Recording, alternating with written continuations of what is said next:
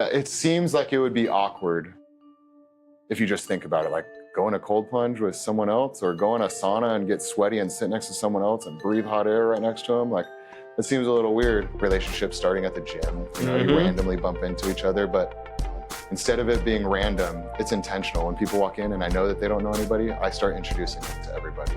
I can hear people talking about life, hard life stuff. Saunas that you see at the hotels and gyms and resorts and stuff, they're the infrared saunas and they get up to maybe 160 degrees. All the science and the studies are done in saunas just like this that are at 175 degrees at your head level. So 175 to 212 is that therapeutic range. I think that we are truly changing lives. My name is Trey Hatton. This is Rob Palacio. This is going to be a beautiful thing for sure. So tell me, cold plunge, hydrotherapy, who's it for? Who's it for? Yeah. It's for everyone. My youngest customer member is, I sponsor a couple of different athletes that are elementary school age. My kids do it. My oldest is 12 and my youngest is 8. And they started years ago. And then my oldest member is pushing 70 and he comes regularly. So I think it's anybody from all ages. If you're pushing your body and you want to recover a little bit better, recover a little bit faster without any external medications, this is the best way to do it, I think. Without adding anything to your body, without having to take anything extra. All you do have to do is get in the cold water. It sucks for a little bit, but you feel completely better afterwards.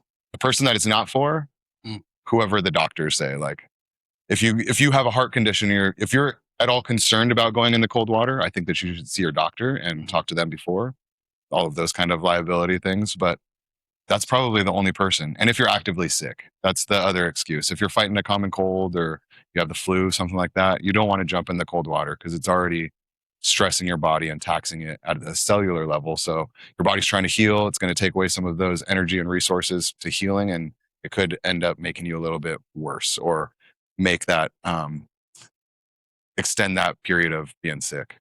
Okay.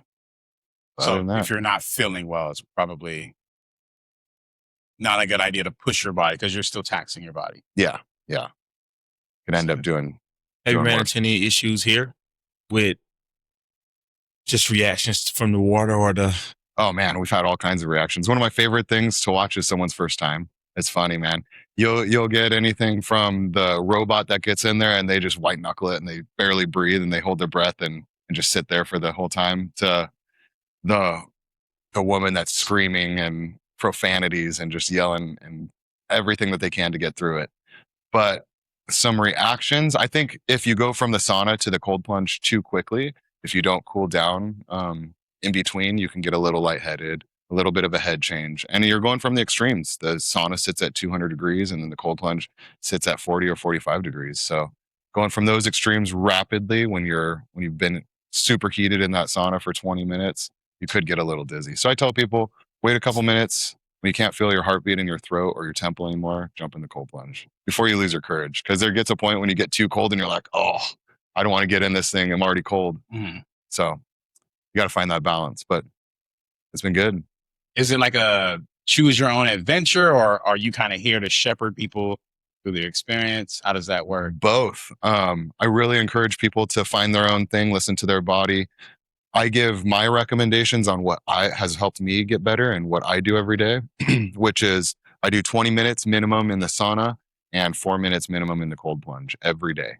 Now, how I get that 20 minutes in the sauna, if I take 2 10-minute sessions with a minute in between, cool down a little bit, my concern is cooking my brain and some of the other heat sensitive organs. I don't want to get my brain too hot. My kidneys, liver, spleen, pancreas, some of those solid organs, they can get too hot.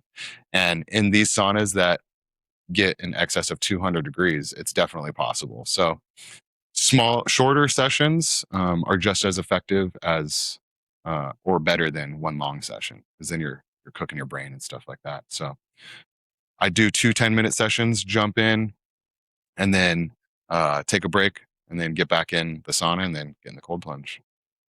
But that's what most people do. Some people ask, what do I start with? Do I start with the cold plunge? Do I start with the sauna? it doesn't really matter what you start with, as long as you're ending with the cold plunge. I think that's the best bang for your buck. You're already miserable. You're already freezing. Use all of that. Embrace all of that coldness. Warm up naturally. It keeps your metabolism engaged, and then all that anti-inflammation, like having ice on a wound for longer.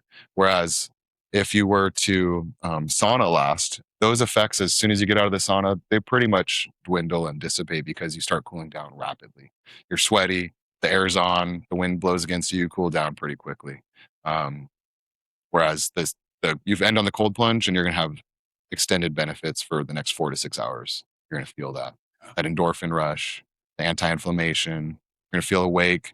Some of the things that get released when you jump into the cold water, it feels like it's killing you. It takes your breath away.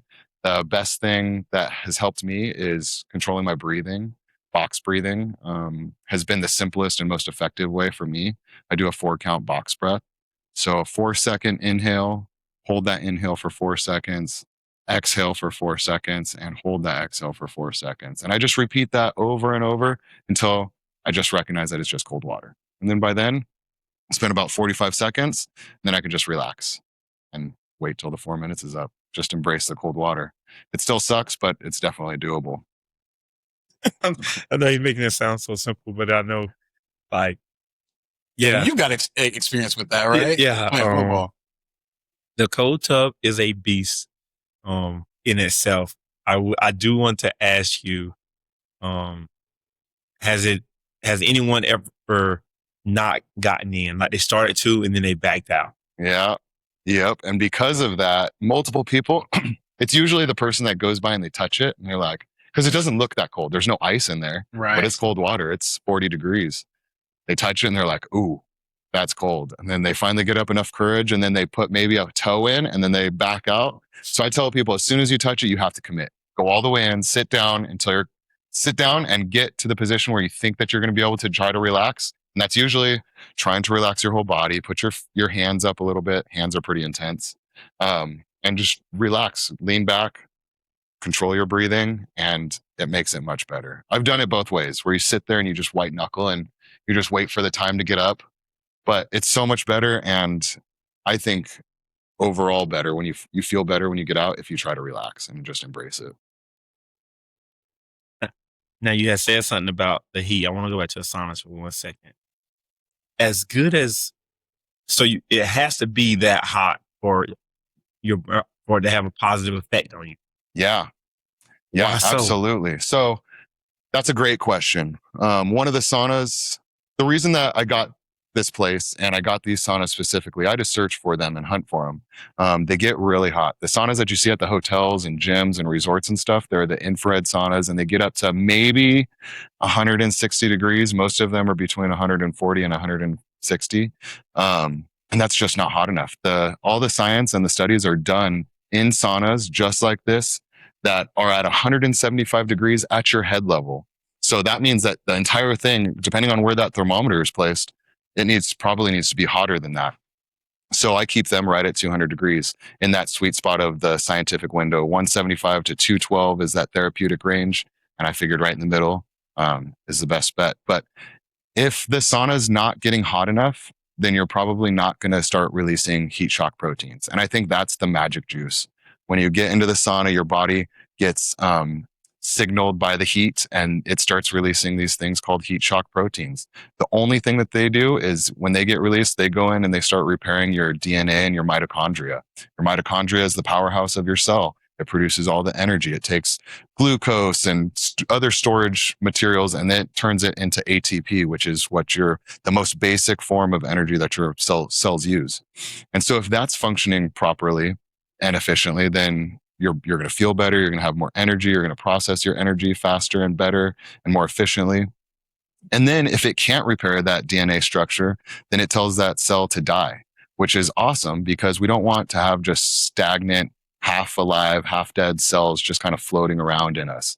Those are the cells that are weak, that are more predisposed to get cancer. They get hit with a weird cosmic ray. They get bombarded, and then since they're a little weaker, they switch and then they turn into a cancer cell, and they just start replicating over and over. And that's what cancer is. It grows into that tumor and takes over your body. So I think if we have less of those half-dead cells around, we're less likely to get those cancers and things like that. And so it tells those half-dead cells to die, and then those cells get recycled and turned into new cells. So all that you have in your body is healthy, efficient cells doing their job appropriately. So I think that that's one of the best things that we get out of the sauna is the heat shock proteins. So you would say that's probably one of the biggest differences between Chayse life and surrounding places. Yeah. I don't offer saunas that go up to 200 degrees. Absolutely. I have not seen a single sauna in this area that gets up to that temperature. And I don't want to smash talk or crap talk anybody. If you're going into a sauna, good on you. You're probably getting some kind of benefits. I want to know what benefits I should be getting. And so I got the saunas that the science and the studies are done in.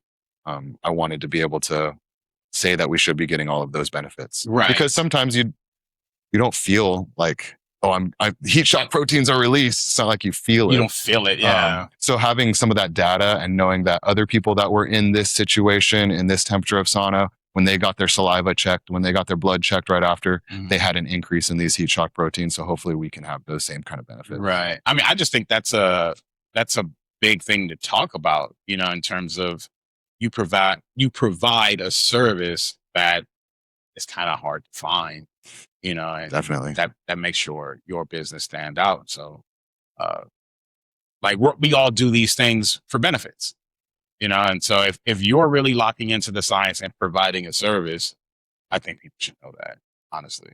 I agree. Yeah, I've kind of not stayed away, but I don't want to rub it in anybody's faces that they don't have the hottest sauna. Right, but you do. You should say you do. Yeah, but I do. Yeah, and that's valid. And if you want to get some, you can get that here. And I pride myself in it. One of the biggest complaints that I hear from other people when they're going into other saunas at other facilities, mostly gyms when it's just included with the membership. Okay. People come in with their shoes. They don't use towels. They're coming in with colognes and oils and stuff all over them.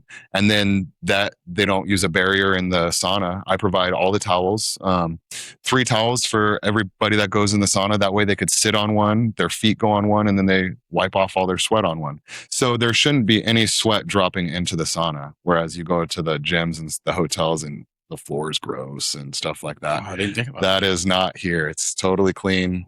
I take pride in cleaning it and making sure that it's top notch.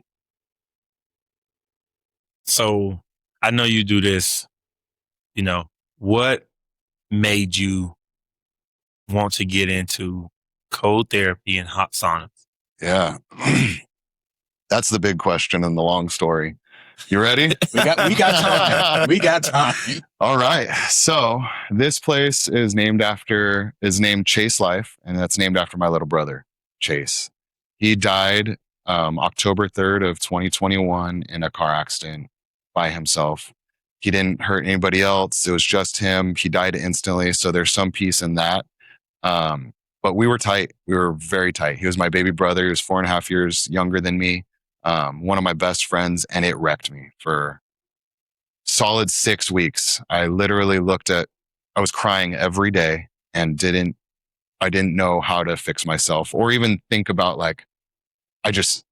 grief is weird. I've never experienced anything like that. It's one of the hardest things that I've ever gone through in my entire life. It's a fear that I still have because I never want to feel that way again. It hurts. It's more than any physical pain that I've ever had. I cried every day for 6 weeks. And then I looked up, I counted the days. I was like, how long has he been dead? And how long have I been feeling like this? I am fucking sick of feeling like this. I thought I didn't know what to do, but then I thought about it and I literally had to ask myself, well, how do I not feel like this anymore? I got back into everything that was making me better before he died. I have a professional history. I'm a professional fireman. I've done really hard things I've made a profession, for a career for myself with a great reputation. And I knew how to get back on track. I needed to start listening to Jocko. He was one of my biggest mentors that I had never met. I read his book. It did wonders for me before Chayse died, in my personal life as a leader and as a firefighter, a husband. So I started listening to his podcast more. I went to jujitsu again. I was starting to work out, but not just work out. I was carrying Chase's weight vest. I inherited his weight vest. He was huge into physical fitness and working out and pushing himself in all of those physical ways. So I inherited his weight vest, and I just started killing myself in the gym. My crew at my station was helping me. They knew that it was making me a little bit better. So I would show up and they would have a workout for me, and I would put on Chase's weight vest, and I would just kill myself physically, working out till I was puking. But it felt good because I felt closer to him. I could hear him. I could hear him pushing me. We worked out a bunch together before he died, so I could hear him talking crap to me and making fun of me and pushing me in all of the best ways. I just felt closer to him. So I just kept going and going and going and working out until I was puking. But then my body was killing me. My body hurt every day. I was taking Motrin 3 times a day to just stand upright because my body was just hurting. Then I found the cold plunge. We started doing it at the firehouse. We got what I call the poor man's plunge, just a Rubbermaid tub, and we would dump ice in it. And it became this game like, oh, I'll do a minute longer. I'll do a minute longer than you. And it was crew camaraderie, and we were having a great time. And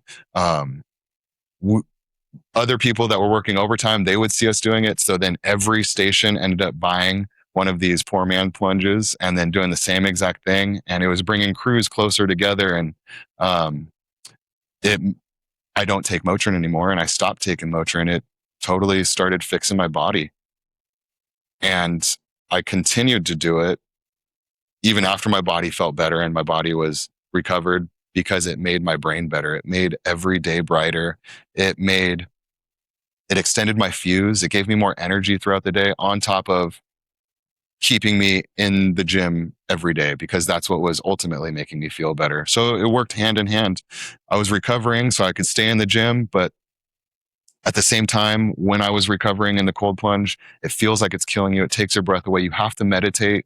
At least I did. And in order to control my reactions, and that made it better. And it's just a whole snowballing process. And now I continue to do it because it does extend my fuse. Instead of those knee-jerk reactions when you're driving down the street and someone honks at you with road rage, you're like, oh, whatever, man.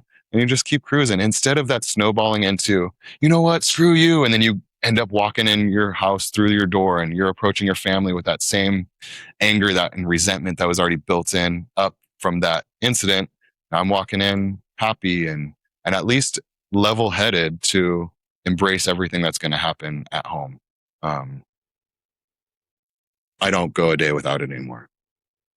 It's been a life changer for me. So you feel through learning about cold plunge and, learning to withstand the heat in the sauna, that this not took away, that's the wrong word. It just helped you climb that personal mountain in terms of your grief, in terms of like refocusing, recalibrating. For sure. Absolutely. That's what this place turned into. After Chayse died and we were doing it at the station, that's when I had then I wanted it at my house. I wanted a cold plunge at my house, and then I wanted a sauna at my house, but that's not feasible. Okay. And my brother was an entrepreneur the whole time, and I just had the idea. I was like, you know what? If I want this, other people want this too. Mm-hmm. I'm going to start a business. So me and my wife talked about it till like 3 a.m. that night. And then the next 6 months, I just studied. I went to started learning on YouTube how to run a business and business class and marketing and all of that stuff, how to even write a business plan. I had no idea even what a business plan was. So I started researching into that. And then 6 months later, we got the keys here and started opening this place up. Once it got open and established, then it turned into this thing that I wasn't expecting. I was expecting pure physical recovery and all of that. And then my personal mentality, like the resilience that I was getting in the cold plunge by doing it by myself and all of that. But when this place opened, the community that has grown from it has been something that was not expected. People, all the members that are coming in here, they're now becoming friends. We have the best conversations in here. And it was so weird. We were going into the sauna with strangers, and we were rapidly becoming friends. The relationship was growing. And as soon as you step into the sauna, something happens, and it feels like there's a veil of vulnerability that's lifted, and people just open up and you talk. And one of the reasons that you talk is to make the time pass by quicker, because you're in there I was just gonna baking ask. for 20 minutes because it's 200 degrees and you want to talk and you want it to go faster. But I think it's something different besides that, because the stories and the conversations that happen in there were priceless. And I felt like I was losing all these valuable conversations and life lessons that people were telling me, and experiences that they were going through, and current situations that they were actively working through. And so me and my wife started a podcast because of that. And I love talking to people, and I love hearing people's stories of resilience and how they've made it through their journey and all of their accomplishments and the adversity that they've overcome. So it makes perfect sense to talk to people and have a podcast. But I coined the term the Chayse effect. I think that's what happens in there. There's this weird thing, the Chayse effect. People want to talk and they open up and they're a little bit more vulnerable. And the stories are great that we're hearing. People are sharing all kinds of things. So yeah, the community has been pretty cool that has been created and started since this place is open. I think you do the podcast in the sauna. Yeah. Me and my wife. So there's 3 parts to it. One part is in the red sauna. The other part is in the big sauna. And then the third segment is in the cold plunges. And we talk while we're actively doing all 3 of them. I guess what I wanted to ask you is, now that all this has been done, honestly, you've been reborn. To me, it sounds like you've been reborn. Like you just, That's a hell of a statement. yeah, to me, like if I'm talking to Cory, like Yeah. you feel reborn to me. Yeah. I think what I want to ask you is, what keeps the fire lit now? I feel like now, I'm not going to say it's gotten quiet, but as in your head, like you've been able to get back to who you are. What keeps you going? My biggest driver in my life right now is my children. The last thing I want to be is a hypocrite. I want to lead by example and live by example. And I want them to, if at any point in time in their life, they need a direction or something, like they encounter a hard portion of their life, what did dad do? Or how did dad get through that? And I think that the way that I got through it, anybody can do it. It's just keep going. You just keep going. And finding that purpose and the kids, it really helps. It helps me be the best version of me that I can. It helps me keep myself accountable. How can I, just like you're talking about coaching, how can I tell them to do something when I can't physically do it? That's not the parent that I want to be. If I think that it'd be good for them to go for a run, guess what? I'm going to go for a run, and hopefully they go with me. Hopefully it's them wanting to join me instead of me having to push them. So I'm trying to take that approach, not just in the physicalities of life, but in all things, in all hard situations, in confrontations in life with other people, keeping your cool, detaching a little bit, taking a step back, and just recognizing the big goal, which is usually everybody just wants to win. Getting in a fight in the street is not winning. Even if you do win that fight, that is not winning in life. So in all of those situations, just I want to be the role model, the voice in their ear, in their head when they approach those situations or anything like that. What would dad do? Or if I were to ask dad, how to do this or get through this, hopefully I will be in their subconscious and they can hear me when they get to those struggles. So I think that's my biggest driver is the kids, for sure, going every day. So I have to say it, like, the name of the business is Chayse Life. For me, and maybe you didn't mean it that way, maybe you did, but elephant in the room, Chayse life. Is that because obviously your brother's name is Chayse and you're doing this to honor his life, but Chayse life, like, because you were chasing life at some point trying to get your life back. Yeah. And I'm still doing it. Did that That's the mean, goal. did that That's mean the that goal. to you at that point, or is No, just kind of, it was all at the same. I wanted it to be his name and to honor him, and then Chayse life just totally stuck it so works? Yeah, it totally does. I wasn't just chasing life. I'm still continuing to chase life, and this place helps me do that. It helps me feel the best. It helps me show up the best with the most energy, the most recharged, the most focused. But then also the meditation, the knee-jerk reactions, there's something to it. It's totally extended my fuse. And then it makes me seem like a better person just because I don't have those knee-jerk reactions, you know?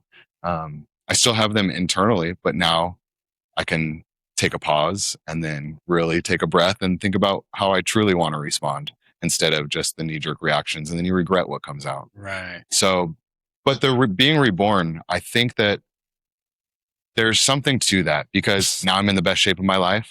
And that happened on my journey, getting better after Chayse died. And my heaviest I've ever been, I was 278 pounds. Right now I'm sitting right around 200 and I feel fantastic. Almost 39 is completely different than when I turned 30. And I love the direction that I'm going. I feel like age is just a number now and anything's possible, especially with recovery options like this. It's keeping me in the game, which the name of the game for me is staying in the game, being able to train every day, being able to throw the kids in the pool, being able to carry them when they're tired, being able to, our golf cart broke down about 1.5 miles away from our house. Guess what? I just tied my shoes and ran home, picked up the truck and picked up the golf cart. It's that simple, right?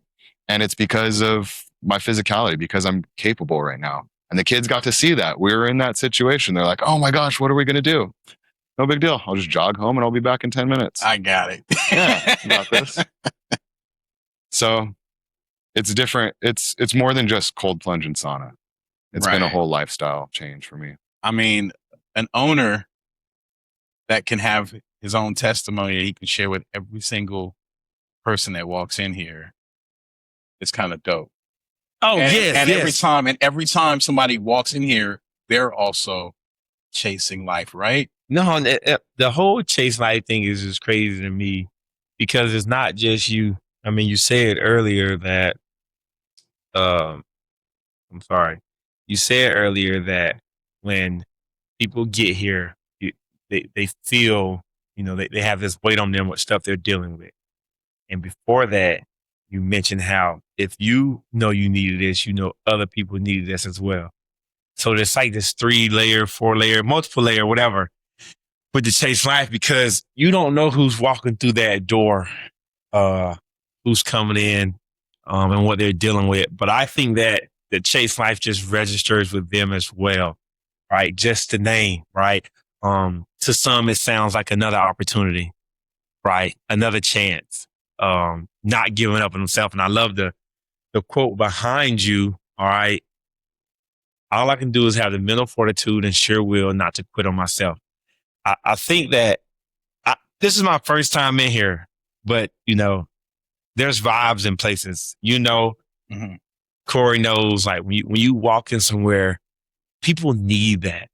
Like to most people, when you're around stuff, sometimes it can almost become, what is it called? Like situational blindness or like, when you just get used to the norm, like Yeah. you're going through the flow. Normalization of deviance. Exactly. But to that person walking in here and they get in the sauna with Cory and he's telling them you're fine. Everything is all right. You're supposed to feel that way. You're and gonna be fine. And he's like, and they're like, no, I'm not. Like, this sucks. I just think it's all encompassing, even you as a dad. So hats off to you. I just had to give you that second of praise because your kids are going to, Cory, they're going to remember for the rest of their lives you running back to get the truck to put the golf cart on. They're going to remember for It's the going rest to of be their life. dad's greatest story ever, right? I'm telling you, Save the day. and he's going to remember the story. You're right. Like whenever they get married or that is a wedding story. Right. That is Well, I hope it's something that registers in my daughter's brain and also my son's, but my daughter's when she goes to pick out her suitor, you know. I hope that they're prepared because they're going to have some big shoes to fill. I hope that she picks someone that will be able to take care of her like that. Or if they're not, say, you know what, if you're not going to do that, I'll call my dad. He'll do that. So I want to be that role model. I want to be that voice in their head. Their Northern Star. As a dad, we all have girls. everybody got girls. That is all we can hope for. I mean, my daughter is looking at colleges right now, and you know, I'm thankful she's chosen to be picky about any of those situations, and I'm hoping it's because I had some sort of, influence on her outlook on what a man should be. It's one of those things that if you're a dad, if you've got especially if you have a daughter, you're definitely are worried about that. Like, who are you gonna pick? Who are you going to share your life with? I know, man. It's early for you. Hey, relax. I ain't that far yet. I'm nowhere Concern near. is there though. Yeah. But I'm glad you brought up the quote. That quote I pulled directly from a letter from Chayse.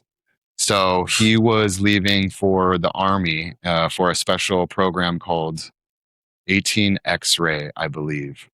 So in 2 weeks, he was leaving for this program. And so he had already dished out, like, I was holding onto his street bike, some of his extra cash, some of his other things, his belongings, because he was going away. But he wrote a letter to one of my buddies who was in the Army, and he tried going down that same program and he failed. And he's a badass. He's a stud fireman, complete badass as a man and a fireman, capable, competent, physically capable, intelligent, and he didn't make it. And so he told my brother was kind of egotistical, a little too confident, maybe a little cocky. And he said, who do you think you are? You think that you can do that? Something that I tried for multiple years and I failed, and I did this, this, and this. And Chayse was a little fired up. He's like, you don't know me. You don't know what I'm capable of. And he sat down and he was thinking, and he wrote, I think, like a 2 or 3 page letter. And this quote was pulled right out of it. And I believe him. I believe it. And I believe that he would have done it because he had this mental fortitude, this resilience mindset. And I'm proud to have it up on the wall, and I look at it every day, and I absolutely love it. Wow. So you're a firefighter. You're still working. Active duty, full time. Yep, I go back to duty tomorrow morning. Wow. I mean, thank you for everything you do, by the way. But what drove you to that life in the first place? My dad's a fireman. He retired from the same department that I'm at now. So his last year was my first year at this department. And for the last 3 months of his career, we were on the same crew. So we got to do some of the same stuff. But I grew up, I wanted to go into the military, and then I realized how long you have to be away for the deployments, and that's not the lifestyle that I wanted. But then I saw my dad's career and lifestyle, and I was like, that's pretty cool. That's something that I could get behind. And you get to build a family with the schedule. And so I went that route. I started as a fire explorer when I was young. I think I was 14 when I first started as a fire explorer, and then went through the ranks doing that, became a volunteer firefighter here in Sun City. And I did that for years while I worked as an EMT on the ambulance, and then put myself through paramedic school, worked on the ambulance as a paramedic. And then I got hired as a professional firefighter paramedic with CAL FIRE in 2011. I worked for them till 2017 when I got hired at the department that I'm at now, which is a career destination department that a lot of people leave other departments to get to. It's very competitive. It was a risk going there. Probation has a high attrition rate. A lot of people fail probation, and you could be fired for any reason. So it's kind of it was a step, a jump, leap of faith going to the other department. And But that's where I'm at now. And I absolutely love it. It's the best job in the world. You thanked me, but, I don't feel like I deserve or need any thanks. It's one of my favorite things to do. I love the job. I love the people that I work with. I love getting to serve. It's extremely fulfilling. You know, what an honor it is to even have someone to come up to thank me for something that I get paid to do. It's just my job, but yeah, it's wild. Listen, I love man, doing it. You could pay me any dollar amount you want. I'm never running into a burning building. I'm not built for that. No, dude, you would. It's fun. You enjoy it. I'm just gonna be honest Cool. here. We got different definitions of fun. Yeah. But you know what they say? If you love what you do, you'll never work a day in your life. I truly believe that. Yep. If you love what I you believe do, that. you'll never work a day in your life. Because I'm thinking, listen, thank you. That's all I'm saying. It's our perspective. You know, to your point, you know, you're seeing, it's all about perspective. And we're seeing it from the side of as hot. You know, Literally. That's, you know, and you're seeing it from a side of confidence and understanding and having a plan and a set goal. You know what I mean? I mean, that's what it is. Have a plan. Training takes away a lot of fear, right? Right. When you're trained to do all of this stuff, you're put into incrementally more dangerous or more risky situations or scarier situations. You do get a little inoculated. But man, it's fun. Well, even your response earlier. He's always Right. Well, his response earlier, you weren't here yet, but you know, he said, "Oh, I got to work tomorrow." I said, "Oh man, you got to save lives." He said, "Oh geez, I hope not."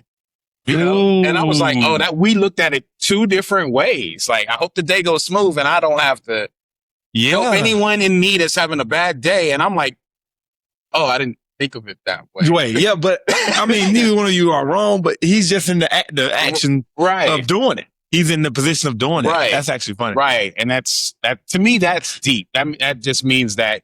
But that's where the gratitude comes from, because I'm like, I'm glad the world has people like you who is daring enough, you know, to say, I will run into that building and I will go help some. But to his point, he said it's not daring. I mean, people thank me all the time, and you know, the word hero gets thrown around. You don't feel like a hero? I absolutely do not feel like a hero, and I've never felt like a hero. Every once in a while, I get to do some really heroic shit. And, but you know who the real heroes are? The ones that sacrifice everything. They don't come home. How can I feel like a hero when those guys are the real heroes, when they truly gave it all? I haven't given it all. I'm still here. But you're willing to. Absolutely. I'm going to do my job and to the best of my abilities. But you know what? There's certain situations too where there's no-go situations where somebody dies, and the perfect example is in a confined space. If somebody goes into, let's say, like a manhole, into a sewer, and they're down there and they pass out, no idea what caused it, but their buddy's up top and they call 911 and we get there. We're not supposed to go in that hole. Even with all of our equipment, with all of our stuff, there's certain things that have to get done. It's a permit access, a required permit. So in order to go through that threshold into that manhole, you have to have a permit. Certain things have to get checked off, even with us, with all of our protective gear, with all of our training. That's just how it is. So I'm not Superman. Superman would be able to go in there and pull them out, no problem. So I don't think that the hero word is real. We're just doing our job. Yeah. I think it's a group of guys that are really dedicated, that get to do some heroic shit, but I don't think any of us think that we're heroes. Have that Superman syndrome, like, we can do it. No, because I mean, we get hurt. We get hurt all the time. I see. It's always nice to hear. It seems like it's the last fine print at the end of like a news clip. You know, no firefighters were hurt on this fire. That's pretty cool, because you know, just walking on the grounds, you can twist your ankle, hurt your knee, fall down, land on something with your hand, you know. Random injuries happen, not just life-threatening stuff. So it's always nice to hear those fires like, oh, no firemen were hurt. I guess that's obvious if you think about it, but we never think about it. No. You don't. Yeah, you think the movies. Right. I definitely never think like, oh, that fireman like might have twisted his ankle or fell over on this thing or something may have fallen, or maybe he threw his back out carrying someone or something, you don't even think about those sorts of things. You know, that's yeah. Being here at I feel like you live in two different here. They're both the same thing. Okay. I just feel like you're living two of the same life, actually, when you really think about it. But here you're helping people recover and restore. And on the flip side, as a fireman, you're to us, I'm speaking from, non-firefighters, you're saving lives, for people who have lost it all and are going into that, disparity, when they lose their home or someone dies. And so, man, I almost feel like this makes you whole. It's like a yin and a yang. I don't know if you ever thought about it. And I'm just sitting here. I'm in my head right now.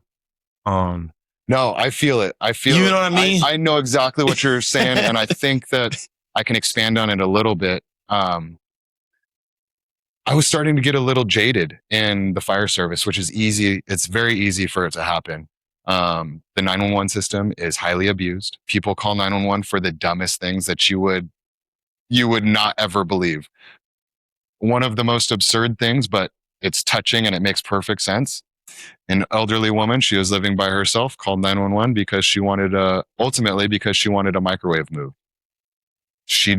That's what she called. She said that she needed help. Furniture fell or something like that. So dispatch sent us. Come to find out, she just wanted to have a conversation. She just wanted to talk to someone.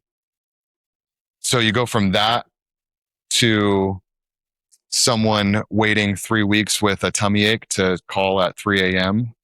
And then you're finally like, why did you wait so long to call? And why did you wait until 3 a.m. when there's less resources around, less things to help you? And then you get the same repeat offender where someone calls for the same thing over and over and over and there's just no reason. It's highly abused. So I was getting a little jaded. It seems like you sign up to do the job to go out and help people, but you're responding to these 911 calls, but you're not helping anyone because there's no one in need, but you're just getting abused. You're getting woken up over and over. You're sleepless. You're hungry because you're missing meals and you're just busy. And come to find out you're busy for almost nothing. Feels like a waste of time, a waste of resources, and a waste of taxpayer dollars.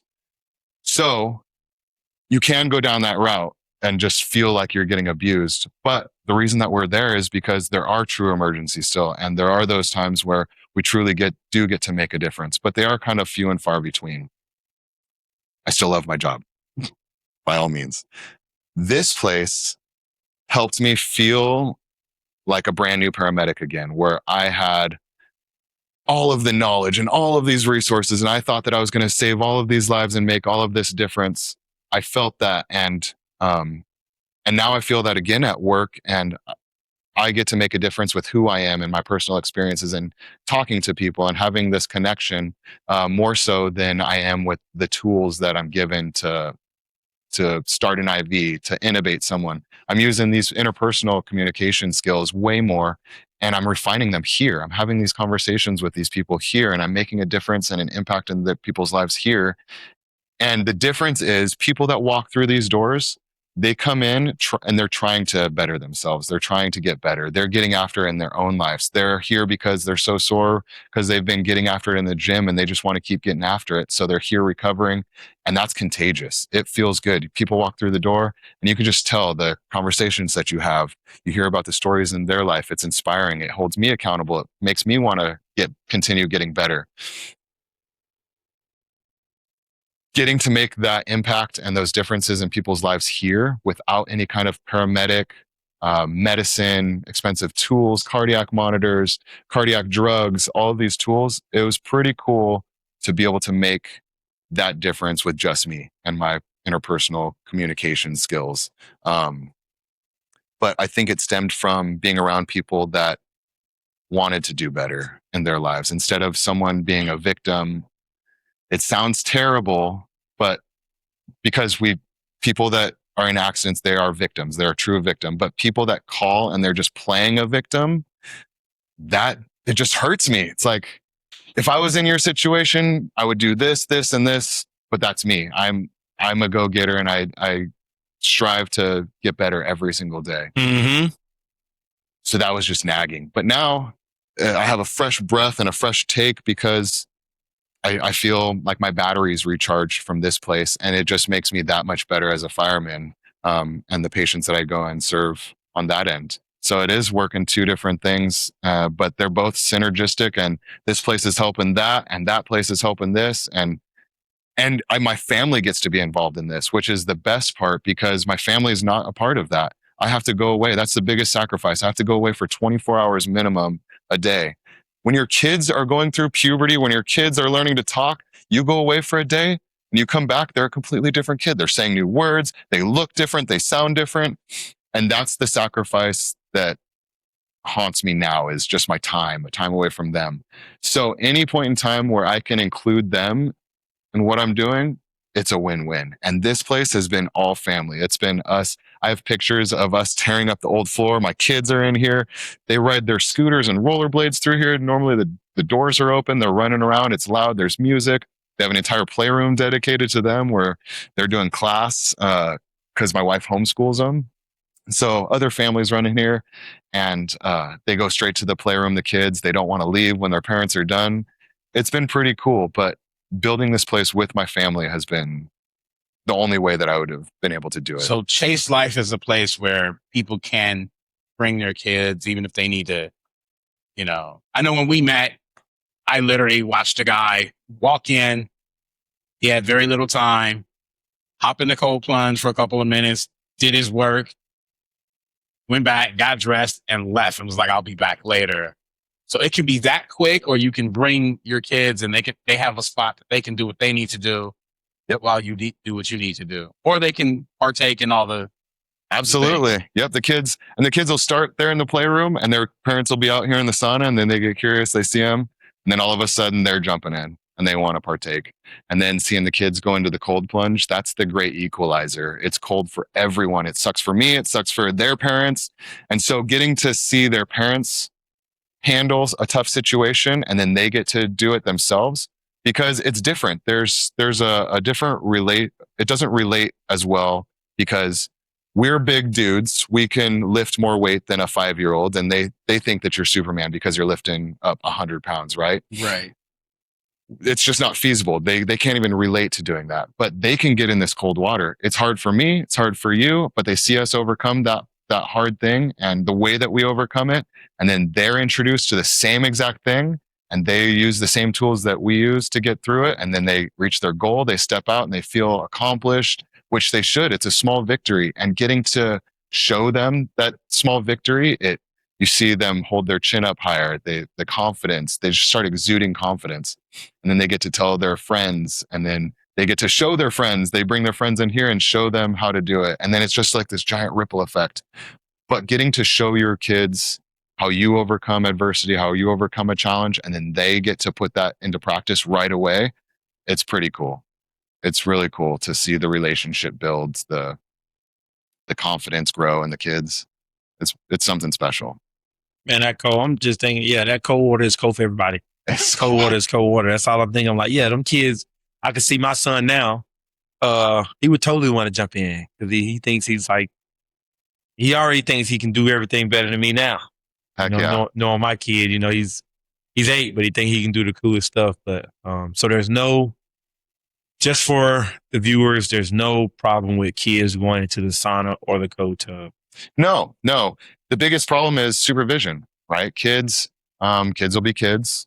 You need to have that relationship. And I judge it as people walk in. If there's a rambunctious kid and they can't handle themselves out here, then how are they going to handle themselves in there with something dangerous, hot, rocks are hot?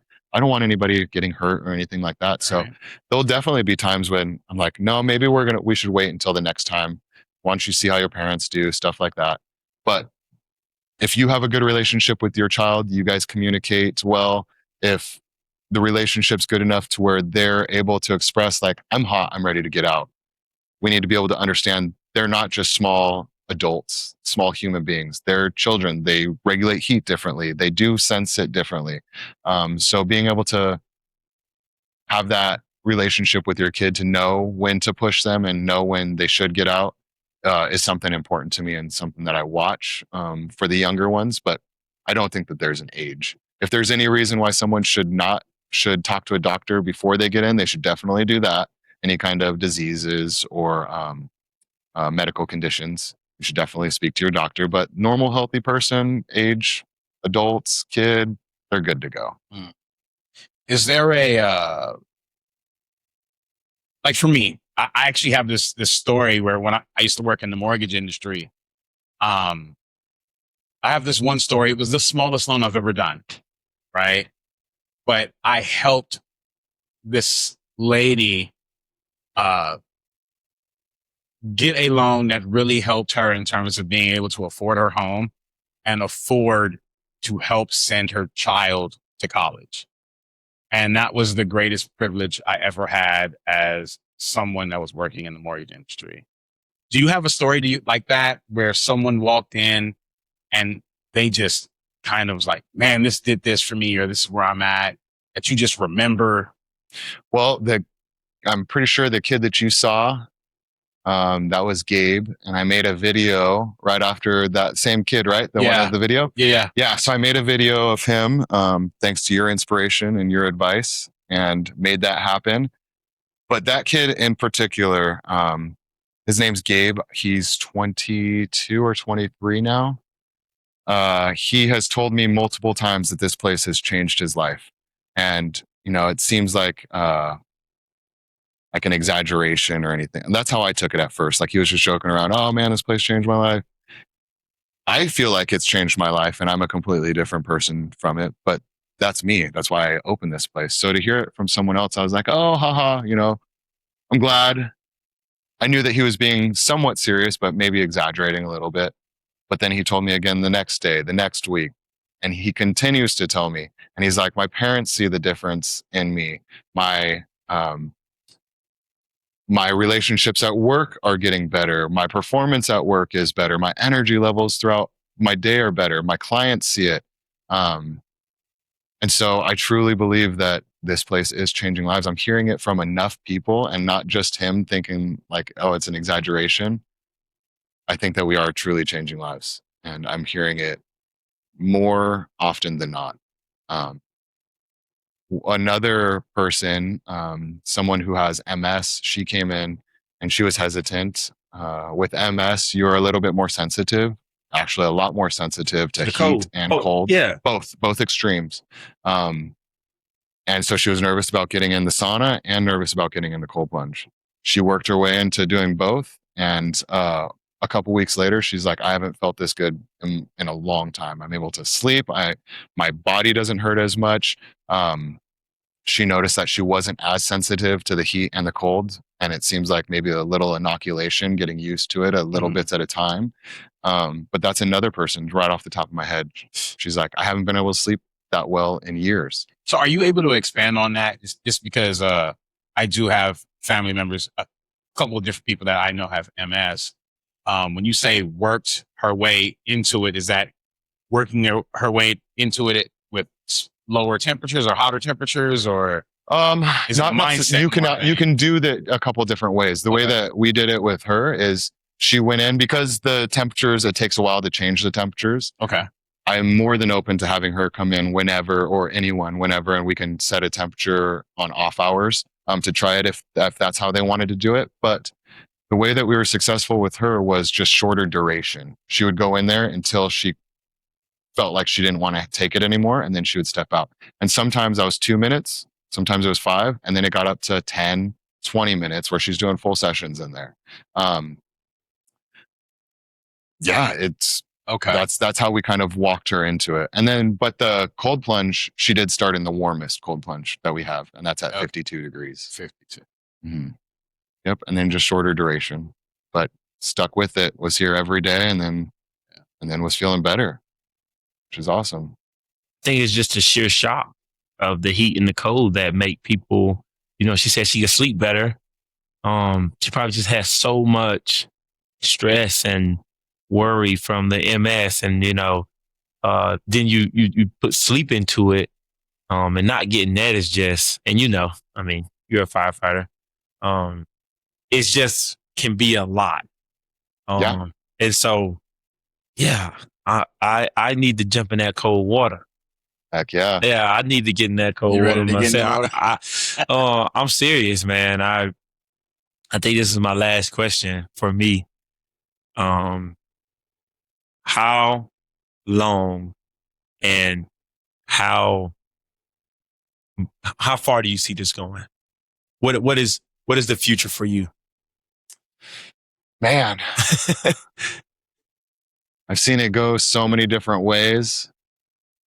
My mom really wants us to franchise. She lives in Tennessee outside of Nashville. She wants us to franchise out there. We have good friends in Salt Lake that want us to franchise out there. But I keep telling everyone I want to make this place successful before I start anything else.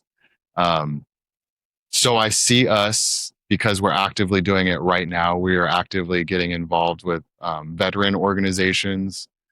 We just had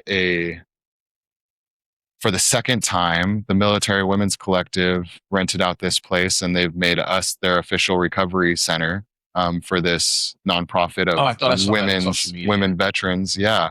So they rented this place out, and they'd used the party plunge. I see us going in that direction and helping more first responders, more veterans, because it's right in line with me. My mental health, the path that I took to get better, the willingness to share my story and talk to people about it and explain things and routes that I took to get better and things that have helped me. That's all I want to do. I want to share, and I want people to have a path and a route to help themselves take back control of their lives and their health, because we have a lot of control, a lot more control than I initially thought. Even when I was a paramedic, when I first went to paramedic school, I thought that Western medicine was going to save the day and we were going to live to be 1,000 or more, and all of these cancer would be cured and all of these things. But we don't know a lot in Western medicine. The things that are tried and true that a lot of cultures have been using, I think that we need to start looking at those things, those modalities in depth more. Things like sauna and cold plunge, they've been around for a long time. There's a lot of data behind the sauna. More data is coming out from the cold plunge, but those are just two resources to use. There's so many more that I think are becoming more and more prevalent, and we're starting to see that they're actually working. Things like meditation, yoga, sound baths, community events. There's so much more needed than we truly think, especially right now in the age of technology and separation and distancing and things like that. So these things, they're helping me and they're helping other people. And when I see these other people that are coming in here, it's contagious. It just makes me want to continue going. Lights the fire again up on you. It does. Seeing them discover what you discover, about yourself and what it can do for you. Literally, it's like a refresher. Every day I feel like you're working, you get a refresher, you get a reminder why you started, you get a reminder of what it's doing for people. And that's nice, because it is a good thing. Some professions, sales or, whatever stuff, where you don't feel like you're truly doing good for people. It's sometimes hard to clock in. But here, I'm like, you're probably like, just get in. Yeah. Yeah, just get Come in. on in. Like, Yep. Yeah. That's true. Last thing for me, Cory, when we talked, you talked about this place being a communal experience. So this experience is not the same as going to a day spa. It's very different. And again, not here to say anything bad about day spas or anything like that, but I think it's important to show people the difference here at Chayse Life. Talk to us about that communal experience and why that's different, and how you touched on it with, starting this whole process in the firehouse. But when people come in here and there's other people here, what does that look like? What can someone for the first time, what can they expect when they walk in here and there's others here partaking? It seems like it would be awkward if you just think about it, like go in a cold plunge with someone else, or go in a sauna and get sweaty and sit next to someone else and breathe hot air right next to them. Like, it seems a little weird, but man, there's something to it. I mean, as you can see behind me, the cold plunges, they sit face, so that way you face each other. you're going to be doing something hard. It's really nice to go in there with a friend who's also suffering together, because the shared suffering builds on these unbreakable bonds. If they're doing it, you can do it, and vice versa. If you can do it, they can do it. When you're sitting there making faces at each other, talking crap to each other, it's different than going to a spa and a cold plunge is in a dark closet by yourself. Because I think that that's a low key form of torture. I've done that. There's something to it. You can meditate and go to that special place and really lock it in, but it is not as fun as doing it here. And if you're going to have to do it every single day, you might as well make it an enjoyable experience and build the community around yourself at the same time. Come in here, have a conversation. The best part about the saunas is that they're big, open, and communal. And we have quite a few members now. So anytime that there's a new member, usually there's at least one other person doing something. So I know all the members. When someone new walks in, someone's in there, hey, Grace, this is John. John, meet Grace. And then they start having an awesome conversation. And then the next day they show up at the same time, going in, and because they're like, oh, what time are you coming tomorrow? Oh, I'll be here at the same time. And they just continue that conversation. It's just like gym bros relationships starting at the gym. You randomly bump into each other, but instead of it being random, it's intentional. When people walk in and I know that they don't know anybody, I start introducing them to everybody. And so it really enhances the communal aspect. People are coming in here having awesome conversations. I can hear people talking about life, hard life stuff in these, and they're actively getting better. Every time that you tell that story, your story of the challenge that you're going through, you're processing it, you're overcoming something, and you will end up getting better at the end of that conversation, hopefully. But that's what we're promoting here, is those conversations and that community. It's been something special. It's really weird when you get in there and you just start talking, and it seems awkward that you're going to get in there with a stranger, but something special happens. And it's been pretty cool to witness. I don't even think that's special. I think we just lost touch with it due to what's going on in the world. I come from, once again, I told you before the podcast, town with 1,200 people. Talking to a stranger is completely normal to me. Like, being able to have a conversation with someone, that you see is normal. I just think we're losing touch with it. And I'm so grateful to hear that, that you created a space where people can just be people. Communication is key. Like, this right here should never be ended. Like, right? Being able to sit down and have a conversation with someone who's doing life is how you understand the people in the world, essentially. There's so many examples of this, right? Like, if you go play sports, like the people you play football with in college, you're probably still close to those people because you remember being out in the hot sun and almost passing out with that individual, right? Or military or firefighter, whatever it is, right? Yep. Like, it just, that communal shared suffering, that is the word, and we're going to hashtag that. This is the truth. It's the truth. Yeah. Yeah. I know that shared suffering has built bonds in my life through the academies and training that I've been through with my crews. And that's one of the only ways that you can make some of those relationships that strong, is by going through hard situations, loss, exciting situation, like going to a fire together, doing something dangerous. But you get the same type of relationship and the same type of bonding by sharing some of that suffering, going through something. It's, we're all getting in the same temperature water. So it's hard for me, it's hard for them. And when you get through it together, it seems like it's building something. I mean, college kids living in the dorm, both of you broke. Yep. In that just space fighting the man for a year. Yeah. Yep. It's the same thing. Absolutely. I had some of my best times, bro. Yeah. Best time. You're building something special here, Cory. We can definitely see it.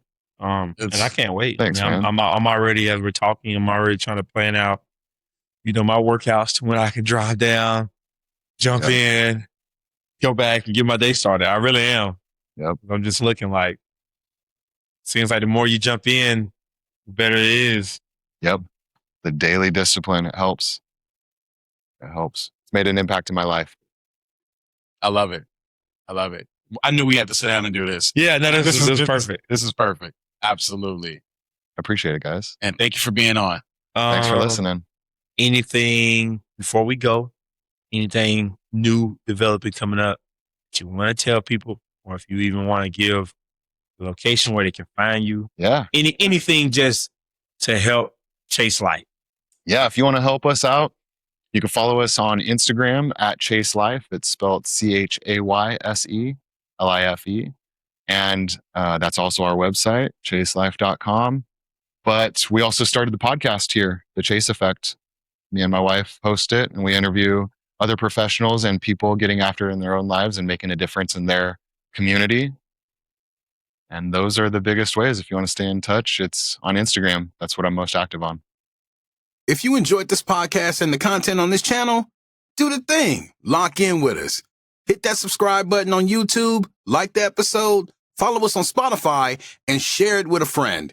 It helps the channel grow and reach new people so we can continue to bring you more content. Stop playing. Do the thing. Hit the button. See you next episode.